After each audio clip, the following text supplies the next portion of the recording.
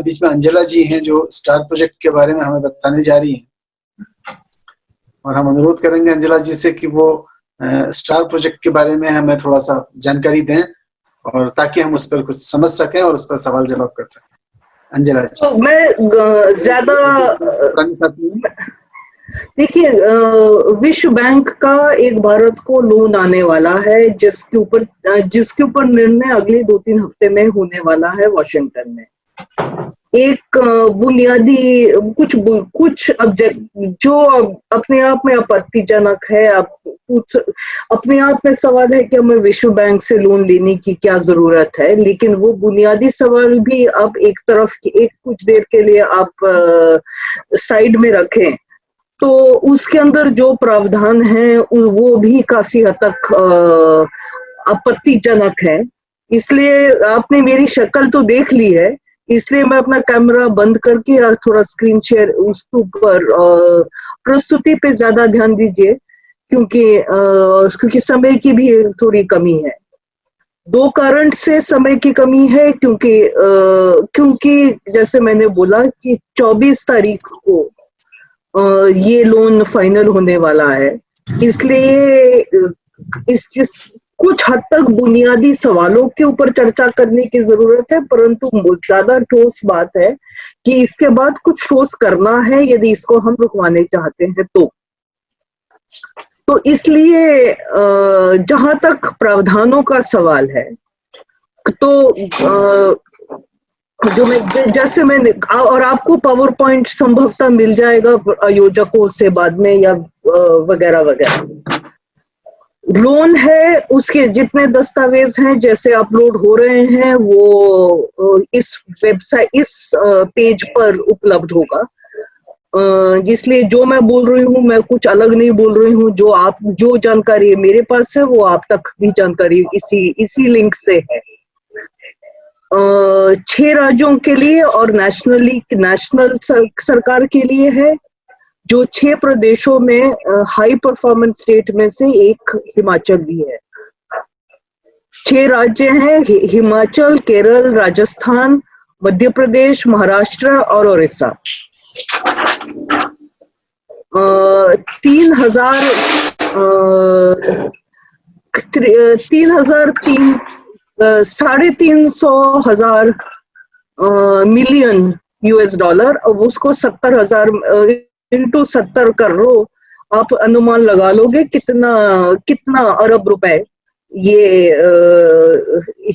अब भारत की करेंसी में का लोन है। रकम छोटी मोटी नहीं है संक्षिप्त में। और यदि आप देख पा रहे हो, इसमें से वर्ल्ड बैंक का सिर्फ 15% पैसा वर्ल्ड बैंक का है, जो 14.9 जो दिख रहा है। बाकी भारत सरकार का है, जिसमें 30% तकरीबन राज्यों का पैसा है। इसका विश्व बैंक से जरूर लोन आ रहा होगा, लेकिन है अधिकांश पैसा हमारा ही टैक्स पेयर का पैसा है जो इसमें लग रहा है। काम क्या होगा? नेशनल लेवल पर टेस्टिंग के ऊपर ज्यादा ध्यान दिया जाएगा, लर्निंग असेसमेंट सुधारेंगे, और स्टूडेंट और कुछ गवर्नेंस सिस्टम के असेसमेंट के ऊपर सुधार होगा। राज्यों में जाए तो ध्यान जरूर दिया जा रहा है अर्ली चाइल्डहुड एजुकेशन के ऊपर, टीचर ट्रेनिंग हो, गुणवत्ता सुधरे, अर्ली चाइल्डहुड एजुकेशन का करिकुलम बने, नया मटेरियल बने, वो शायद करने की जरूरत भी है। दूसरा, फिर से लर्निंग असेसमेंट इंक्लूडिंग पिज़्ज़ा से हम सीखें नेशनल अपने स्टेट लेवल के असेसमेंट को कैसे सुधारें। तीसरा है क्लासरूम इंस्ट्रक्शन और remedial through teacher development and school leadership. तो जिसमें टू बी फेयर कुछ उन्होंने डाइट वाइट का जिक्र तो किया है कि स्ट्रेंथनिंग हो, लेकिन बहुत एम्फोसिस टीचर डेवलपमेंट में ऑनलाइन पे ध्यान दिया है। कम प्री सर्विस पे ध्यान कम है, इन सर्विस और वो भी डिजिटल के माध्यम से में के ऊपर बहुत ध्यान दिया है। चौथा है school work to higher education का ट्रांजिशन, जिसमें उन्होंने, जिनको आप पढ़ो तो जो समझ में आता है विस्तार में पढ़े, तो एससी और एसटी के बच्चों को जाए वोकेशनल में और बाकी जाए आगे की हायर एजुकेशन में, उस तरह की कुछ झलक दिखती है अब विस्तार में पढ़े तो। गवर्नेंस और डिसेंट्रलाइज्ड मैनेजमेंट पे के ऊपर बहुत ध्यान दिया है, सुनने में बहुत अच्छा है, लेकिन इसमें यही सबसे ज्यादा प्रॉब्लमेटिक क्लॉजेस हैं जिसके ऊपर जिसमें विशेषतर अभी चर्चा होगी। सॉरी, मैं बहुत ज्यादा भाग रही हूँ क्योंकि समय का अभाव को देखते हुए। जो प्रोजेक्ट कैसे चलेगा, वो समग्र शिक्षा के लिए जो ढांचा बना है उसके थ्रू ही होगा, जो आप हिमाचल का डिपार्टमेंट ऑफ एजुकेशन और हिमाचल का स्कूल एजुकेशन सोसाइटी ही इसको इम्प्लीमेंट करेंगे। तो नया कुछ ढांचा बन नहीं रहा है, जो एग्जिस्टिंग प्रणाली है उसी के अंदर कुछ विशेष कंपोनेंट्स डलेंगे। आपत्तिजनक क्यों है? सबसे ज्यादा जो आपत्तिजनक है वो है कायदे से 3 चीजें हैं जो आपत्तिजनक है। एक तो इस सूची के अंदर गतिविधियों की सूची में कहीं ये जिक्र नहीं दिख रहा है कि कुछ बच्चे गरीब हैं जिनके गरीबी के चलते उनको विशेष मदद की जरूरत है। कहीं ये जिक्र नहीं आता है इस चर्चा में कि कुछ बच्चे दलित आदिवासी हैं जिनके साथ विशेष कुछ बुरा होता है। कहीं ये इसका जिक्र नहीं दिखता है कि बच्चे इसलिए नहीं सीख रहे हैं, उदाहरण के लिए क्योंकि वो आदिवासी है और उनको उसकी मातृभाषा में पढ़ाई नहीं होती है। जरूर एक जगह पर जिक्र हुआ कि केंद्रीय विद्यालय में अच्छी पढ़ाई होती है क्योंकि वहां पर अंग्रेज की अभिभावक प्राइवेट स्कूलों में भेजने चाहते हैं क्योंकि वहां अंग्रेजी पढ़ाई जाती है, उसका जरूर जिक्र हुआ है। लेकिन मातृभाषा के सवालों के बारे में, लड़कियां स्कूल से बाहर क्यों है, उन चैलेंजेस के ऊपर, उन socio cultural socio economic factors के ऊपर कहीं भी किसी भी तरह से पूरे ढांचे में कहीं भी जिक्र नहीं है।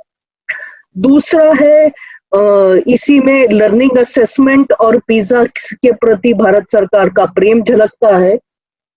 ज्यादा ध्यान दिया गया है कि बच्चों का टेस्टिंग कैसे हो उसके कंपैरिजन में, कि उनका लर्निंग सपोर्ट विशेषतर वंचित समुदाय के बच्चों को सपोर्ट किस प्रकार का मिलेगा उसका जिक्र नहीं है। और तीसरा जो पोटेंशियली आपत्तिजनक होगा, ये वर्क का ट्रांजिशन वंचित समुदाय के लिए। परंतु सबसे बड़ा जो आपत्तिजनक मुद्दा है partnership with non state actors. Non state actors तो कायदे से तो सभी हैं, एनजीओ भी हैं और बोस्टन कंसल्ट और मैनेजमेंट फर्म भी है। परंतु तो इसलिए क्योंकि इसके अंदर लिखा जो गया है कि एक national frame public private partnership के लिए एक नया नेशनल फ्रेमवर्क बनेगा और हर इन राज्यों में कुछ पायलट्स होंगे इन चीजों के लिए, जो आपके बुलेट पॉइंट जो आपको दिख रहा है इटैलिक्स में।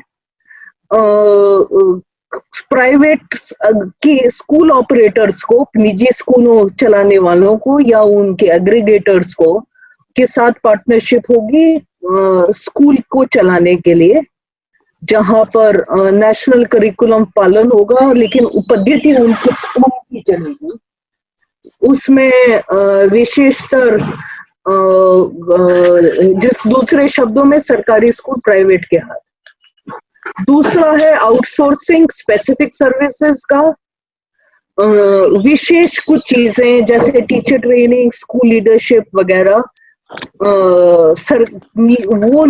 वो मिनिमम जो चीजें हैं जो एक गुणवत्ता को इंश्योर करने के लिए, वो उसके लिए पार्टनरशिप होगी निजी कंपनी या निजी या एनजीओ या प्राइवेट वाले मालिक या किसी चीज के साथ।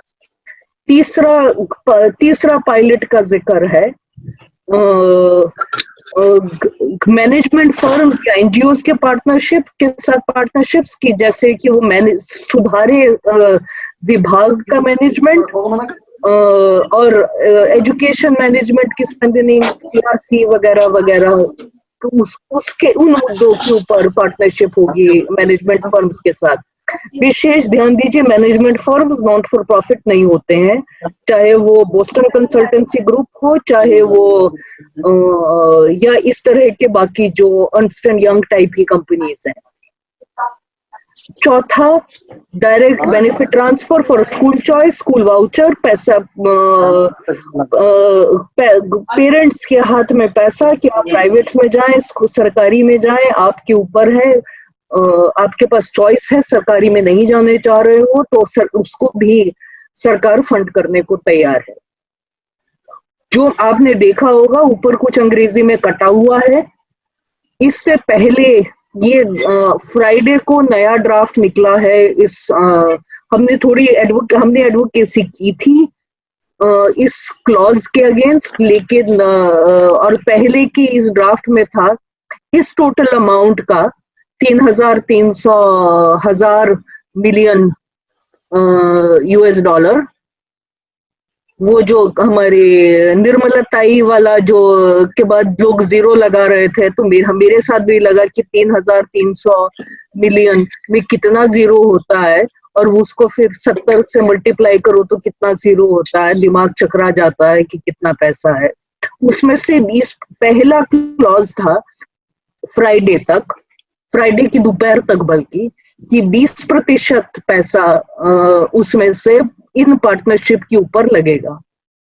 अब इस डॉक्यूमेंट में 20% लिखा नहीं है, लेकिन वो वास्तव में हट गया है कि वो उन्होंने हटा दिया है पब्लिक फेसिंग डॉक्यूमेंट से, जो उन्होंने वेबसाइट पे डाला है वो हमें पता नहीं है, लेकिन खतरा अभी भी है क्योंकि पार्टनरशिप वही है, ऑप्शंस वही है जो राज्यों को दिए जाएंगे। और जो हमने जो ईमेल में उन्होंने जो जवाब दिया था थर्सडे को, हमने वर्ल्ड बैंक को चिट्ठी लिखी थी कि ये आप क्या कर रहे हो, तो उन्होंने बोला है कि राज्यों की मर्जी के ऊपर है वो पैसा कैसे खर्च करें, तो राज्य की मर्जी है कि वो 20% पैसा पब्लिक प्राइवेट पार्टनरशिप में प्राइवेट कंपनीज को, प्राइवेट स्कूल के मालिकों को और प्राइवेट स्कूल में भेजने वाले अभिभावकों को पैसा दे, तो प्राइवेट आपकी सरकार के ऊपर अभी भी चॉइस है। दूसरा मसला है जिसके लिए वर्ल्ड बैंक काफी सेंसिटिव रहता है क्रिटिसिज्म के, कि उन्होंने कितनी चर्चा हुई है किसी भी लोन को फाइनल करने से पहले wide quote unquote wide consultation करने की जरूरत है। ये आप देख रहे हैं स्लाइड पर हिमाचल में कितना वाइड कंसल्टेशन हुआ है उनके वेबसाइट के हिसाब, उन दस्तावेजों के हिसाब से। स्टेट लेवल मीटिंग में मिले हैं 10 लोगों के साथ, जिसमें कहीं जिक्र नहीं दिख रहा है कि कोई भी सिविल सोसाइटी से किसी से मिले हों। ये नहीं दिख रहा है कि किसी अभिभावकों के प्रतिनिधि के साथ या शिक्षकों के प्रतिनिधि के साथ कहीं कुछ मुलाकात हुई हो। ये जरूर ये नंबर ऑफ मीटिंग्स नहीं है, ये नंबर ऑफ पार्टिसिपेंट्स है, 10 लोगों से मिले। स्टेट की कंसल्टेशन थी गए साल मई में 16 मई को, और जो डिस्ट्रिक्ट वाले जो कंसल्टेशंस हैं वो आप देख रहे हैं स्लाइड के ऊपर। शिमला में और में 2 मीटिंग हुई है, दो अलग अलग शिमला जिले में 2 जगह पर मुलाकात हुई है और सोलन डिस्ट्रिक्ट में 2 जगह पर मुलाकात हुई है, और ये इन्होंने 4 स्कूल विजिट किए हैं जो आपको दिख रहे हैं स्लाइड के ऊपर। और ये है वाइड कंसल्टेशन इन हिमाचल प्रदेश। ये बोर्ड, वर्ल्ड बैंक के बोर्ड को कंसल्टेशन के लिए जा रहा है 24 जून को। मीडिया में कुछ छपा नहीं है, विशेषतर हिमाचल प्रदेश में भी बिल्कुल कुछ भी नहीं छपा है इस लोन के बारे में। इसलिए लोगों को कहाँ तक जानकारी है कि इस तरह के पब्लिक प्राइवेट पार्टनरशिप, और काफी हद तक अभी भी संभावना है कि सिटीजन का, टैक्स पेयर का पैसा कंपनियों को दिया जाएगा पब्लिक प्राइवेट पार्टनरशिप के लिए, उसकी जानकारी संभवतः नहीं है लोगों को। और सरकारों को भी कितनी समझ है इसके परिणामों की, मुझे थोड़ा डाउट हो रहा है, क्योंकि ये जो खबरें हैं केरल और मध्य प्रदेश की, उसमें तो बस वही एम्फेसिस था कि हमें वर्ल्ड बैंक से अच्छा काम करने के लिए पैसा आएगा। इसका मतलब है कि जो कंसल्टेशन थी वो कितना तक क्रिटिकल थी, कितने हद तक चर्चा हुई है बियॉन्ड कि हमें कुछ पैसा मिलेगा, मुझे थोड़ा शक है। कंसर्न्स क्या है बुनियादी अजम्पशंस के ऊपर? यदि वो कहते हैं कि भारत की शिक्षा प्रणाली को सुधारना है और उसको और अच्छा करना है, तो जो गरीबी, जो मैंने शुरू में बोला, जो गरीबों के जो सवाल हैं, जो आउट ऑफ स्कूल के हैं, फ्री एजुकेशन के, नए स्कूल खोलने की जरूरत है विशेषतः सेकेंडरी पे, वो सब, उसका किसी चीज का जिक्र खास नहीं दिख रहा है। बोला है कि नॉन स्टेट एक्टर्स के लिए प्राइवेट सेक्टर से मदद लेने की जरूरत है। क्यों लेने की जरूरत है, क्या ट्रैक रिकॉर्ड है इस तरह के अन्य पीपीपीज का, उसका कोई जिक्र नहीं है। जो गए पीपीपी जो चले हैं, उनके कमियों से, उनके फेलियर से हम कुछ डिजाइन एलिमेंट सीख सकते हैं कि एनफोर्समेंट की जरूरत है। प्राइवेट स्कूलों की मर्जी पे और प्राइवेट कंपनियों की मर्जी पे छोड़ा नहीं जा सकता है। वो सारे बिल्डिंग ब्लॉक्स जो होते हैं किसी भी पार्टनरशिप को के रेगुलेशन के लिए, उनका जिक्र नहीं है। प्राइवेट सेक्टर यदि हमारे लिए उनके लिए उदाहरण है, तो इक्विटी का ट्रैक रिकॉर्ड प्राइवेट स्कूल्स का हमारे देश में महंगे, दलित आदिवासी को बाहर निकालने वाले और लड़कियों को एक्सक्लूड करने वाले प्राइवेट स्कूल्स क्या हमारे लिए, हमारे एजुकेशन सिस्टम को सुधारने के लिए क्या मॉडल बन सकते हैं? कहीं ये नहीं बोला है कि school education not for profit रहेगा, ये नहीं बोला कि शिक्षा निशुल्क रहेगी एक बार भी पूरे दस्तावेज के अंदर। किस प्रकार हिमाचल अच्छा है मान लिया, लेकिन राजस्थान और राजस्थान कब से भारत के लिए आदर्श बन गया जहां लड़कियों की शिक्षा की इतनी बुरी हालत है? दस्तावेज में कई जगह पर जिक्र हो रहा है कि शेड्यूल 5 के एरियाज हैं इसमें शामिल, लेकिन जो शेड्यूल के पेशा के अधिकार और समुदाय के अधिकार और ग्राम सभा के अधिकार और उससे रिलेटेड आदिवासी के सवालों का कहीं पर जिक्र नहीं आ रहा है ठोस रूप से दस्तावेज के अंदर, सिवाय उसके जो लेटेस्ट वर्जन में है कि एस्पिरेशनल डिस्ट्रिक्ट पे ज्यादा ध्यान देंगे। एस्पिरेशनल डिस्ट्रिक्ट में रहने वाले हर व्यक्ति को फायदा मिलेगा मान लिया, लेकिन आदिवासी का सवाल अपनी जगह पर अभी भी है। गुणवत्ता, प्यार है टेस्टिंग से, प्यार है आईसीटी से, वोकेशनल एजुकेशन को प्रोत्साहन देने की जरूरत की बात जरूर बात की है, लेकिन सिस्टम अंदर से कैसे स्ट्रेंथन होगा, कैसे हम सुनिश्चित कर सकते हैं कि हमारे सीआर डाइट की कमजोरियां कैसे पूरी होंगी, हमारे मिडिल लेवल फंक्शनरीज का कैपेसिटी बिल्डिंग कैसे होगा, उसका जिक्र नहीं है। कंसल्टेशन जैसे बोला बहुत अपर्याप्त है, और विशेषतर 1 साल पहले का कंसल्टेशन है अब स्थिति बदल गई है कोरोना के बाद, तो इसलिए कोरोना के बाद की शायद पुनः कंसल्टेशन की जरूरत है। चाहते क्या है कि पोस्टपोन हो, ये है दिक्कतें। विकल्प क्या है, बैंक से हम चाहते क्या है? हम बैंक से चाहते हैं कि एक तो पोस्टपोन हो डिसीजन, जैसे कि राज्यों में और ज्यादा कंसल्टेशन हो। मेरी व्यक्तिगत राय कि संभवतः हम फाइनलाइजेशन रोक नहीं पाएंगे, लेकिन उसके अंदर कुछ प्रावधान जरूर हम बदलवा सकते हैं। जैसे 20% का जो क्लॉज है उन्होंने हटा दिया है दस्तावेज में से। इस तरह से दबाव डालें तो शायद कुछ बदल सकता है। ये जो प्रपोजल है पायलटिंग वाला, सरकारी स्कूल को प्राइवेट के हाथ, टीचर ट्रेनिंग प्राइवेट के हाथ, मैनेजमेंट फर्म्स मैनेजमेंट भी देखें, और जो बच्चा स्कूल का संचालन वो भी चलो वाउचर के थ्रू प्राइवेट के हाथ दे दो। वो तमाम ऑप्शन का जो क्लॉज है उसको रिकंसिडर करने के ऊपर शायद प्रहार करने की जरूरत है।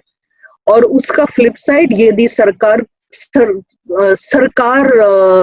कि प्राइवेट नहीं तो क्या, तो सरकार के अंदर से जो सिस्टम कैपेसिटी बिल्डिंग के लिए शायद SCRT और डाइट की स्ट्रेंथनिंग, और डाइट और SCRT के जो ह्यूमन रिसोर्सेज में जो गैप्स हैं वगैरह वगैरह, उनको स्ट्रेंथन करने की जरूरत है। चौथा, विशेष दलित, आदिवासी, मुसलमान लड़कियों के लिए कुछ जो बाल श्रमिक हैं वगैरह वगैरह, उनके लिए, और माइग्रेंट का उन्होंने खुद जिक्र किया है दस्तावेज के अंदर कि उसकी दिक्कत रहेगी, और हमारे पास कुछ ठोस रणनीति दिख नहीं रही है उसमें कि माइग्रेंट के सवालों को एड्रेस करने के लिए। तो क्या चाहिए? ड्रॉप आउट और चाइल्ड लेबर के लिए विशेष इंटरवेंशन चाहिए। उन्होंने सेकंड पेज पे बहुत लिखा है कि केवी और नवोदय विद्यालय में अच्छी पढ़ाई होती है क्योंकि वो कुछ अच्छा काम करते हैं, लेकिन यदि केवी और नवोदय के स्तर तक हर स्कूल को लाना है तो उनको केवी और नवोदय स्तर की फाइनेंसिंग भी चाहिए। तो इसलिए एडिशनल रिसोर्सिंग उन विशेष स्कूलों में जहां पर वंचित समुदाय के लोग रहते हैं, जैसे वो केवी और नवोदय किस स्तर तक पहुंचे। टीचर ट्रेनिंग इंस्टीट्यूट्स के कैपेसिटी बिल्डिंग, विशेषकर प्री सर्विस की। मदर टंग में पढ़ाई हो, विशेषकर आदिवासी और दूसरे अल्पसंख्यक जिनकी भाषा अलग है। SMC और अन्य सोशल अकाउंटेबिलिटी के मेजर्स और ग्रीवेंस रिड्रेस के मेजर्स के लिए विशेष ध्यान देने की जरूरत है, जिसमें से किसी चीज का भी जिक्र नहीं है पूरे दस्तावेज में। निशुल्क रहे शिक्षा, उसके ऊपर उसका जिक्र करने की जरूरत है। और जो यदि हो सके तो जो बाकी वंचित और फाइनेंशियली डिस्ट्रेस स्टेट्स हैं उनको भी थोड़ा पैसा जाए, ना कि उन प्रदेशों में जहां रिसोर्सेज ऑलरेडी पर्याप्त हैं काफी हद तक। क्योंकि यदि आप टेस्टिंग वगैरह का विकल्प की बात जहां करते हैं तो शायद डाइट्स और अकादमिक बॉडीज की स्ट्रेंथनिंग के ऊपर और ध्यान देने की जरूरत है। और क्यों हम पिज्जा प्रेप के लिए पैसा इसमें से ले रहे हैं, वो भी अपने आप में सवाल है। और विशेषतर यदि हम शेड्यूल एरियाज का हवाला यदि वो दे रहे हैं तो शायद लोकल सेल्फ गवर्नेंस बॉडीज के सशक्तिकरण के लिए भी कुछ इसमें से एफर्ट हो, तब जाके सफलता मिलेगी। अब ये मैं बार बार बोल रही हूँ, 2 हफ्ते का समय है, 24 तारीख को वॉशिंगटन में इसका निर्णय होगा। निर्णय तभी बदल सकता है दो सिचुएशन में। एक ही सिचुएशन में जब वॉशिंगटन को या भारत सरकार को लगेगा कि ये कंट्रोवर्शियल है, कंट्रोवर्शियल दो हिसाब से हो सकता है, या तो पॉलिटिकल स्टेक होल्डर्स इसको कंट्रोवर्शियल माने और मुद्दा उठाए, और कहीं कुछ जगह पर शोर मचे कि ये अब कि ये क्या हो रहा है, या लोग मुद्दा उठाएं। और दोनों के लिए शायद मीडिया में इन चीजों को आने की जरूरत है। तो इसलिए या तो पॉलिसी मेकर्स के प्रति आउटरीच की जरूरत है कि वो विशेषतः जो इसके अगेंस्ट बोल सकते हैं, इसके खिलाफ बोल सकते हैं, उनके साथ चर्चा करने की जरूरत है। और दूसरे साथ संख्या मैटर करेगी। जब 500, 800, 1000 सिविल सोसाइटी ऑर्गेनाइजेशंस बोले, विशेषकर उन प्रभावित स्टेट्स में से, कि हमसे कंसल्ट नहीं हुआ है और हम ये नहीं मानते हैं और ये गलत है और इसको बदलने की जरूरत है, और मैटर करेगा नंबर, और मैटर करेगा और थोड़ा सा क्वालिटी इन टर्म्स ऑफ कुछ जाने माने नाम भी हो साथ में, तो शायद बदलने की संभावना है। मैं बार बार बोल रही हूँ कि बदलने की संभावना है, क्योंकि 20% का क्लॉज पिछले हफ्ते में वो चेंज हुआ है, वो दस्तावेज से बाहर हुआ है, और उन्होंने एक्नॉलेज किया है कि हम प्राइवेटाइजेशन वगैरह वगैरह नहीं बढ़ाने चाहते हैं, पर इसलिए वो खुद लगता है उनके साथ चर्चा करने में कि वो थोड़ा सा डिफेंसिव हो रहे हैं इस क्लॉज के प्रति। इसलिए प्रहार करो तो शायद कुछ बदलने की संभावना है। आउटरीच है वॉशिंगटन में भी, क्योंकि हमारा ऑफिस है वॉशिंगटन में जो वर्ल्ड बैंक के साथ के मुद्दों पे काम करता है। तो इसलिए बदलने की पूरी संभावना है, बशर्ते हम इस समय कुछ करें अगले 1-2 हफ्ते में। धन्यवाद मेरे तरफ से। इसलिए मेरा अनुरोध है कि एनालिसिस के साथ साथ करना क्या है उसके ऊपर भी चर्चा हो।